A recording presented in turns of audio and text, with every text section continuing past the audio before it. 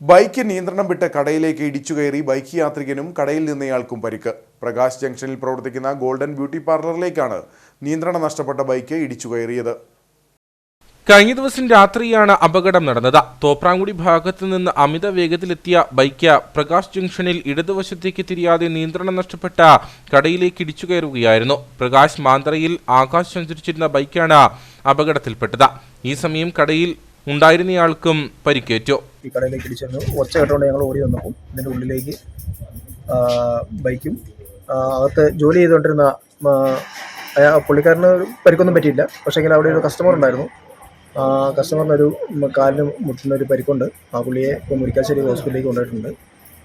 ഇതെന്താണ് ഈ ബൈക്ക് ഈ ഓടിച്ചുകൊണ്ടിരുന്ന പയ്യനും അല്ലെങ്കിൽ ഈ ബൈക്കിന് എന്തെങ്കിലും കംപ്ലയിൻ്റ് ഉണ്ടോ എന്ന് മോട്ടോർ ഡിപ്പാർട്ട്മെൻറ്റ് പരിശോധിക്കേണ്ടിയിരിക്കുന്നു.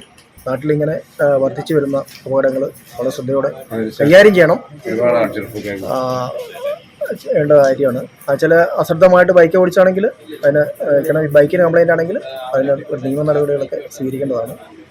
ഇങ്ങനെയുള്ള സംഭവങ്ങൾ ഇനി ആവർത്തിക്കാതിരിക്കാൻ വെച്ചാൽ ഇത് പ്രകാശ് പോലെയൊരു ജംഗ്ഷനിൽ വളരെ വൻ ദുരന്തമാണ് ഒഴിവായിപ്പോയിരിക്കുന്നത്. ഒരുപാട് ആൾക്കാരുടെ ജീവൻ നഷ്ടപ്പെടാതെ തന്നെ രക്ഷിക്കാൻ സാധിച്ചു എന്നുള്ളതാണ്. ഇരുവരെയും മുരിക്കാശ്ശേരിയിലെ സ്വകാര്യ ആശുപത്രിയിൽ പ്രവേശിപ്പിച്ചു. കടയ്ക്കും കാര്യമായ കേടുപാടുകൾ സംഭവിച്ചിട്ടുണ്ട്. തങ്കമണി പോലീസ് സ്ഥലത്തെത്തി മേൽ നടപടികൾ സ്വീകരിച്ചു.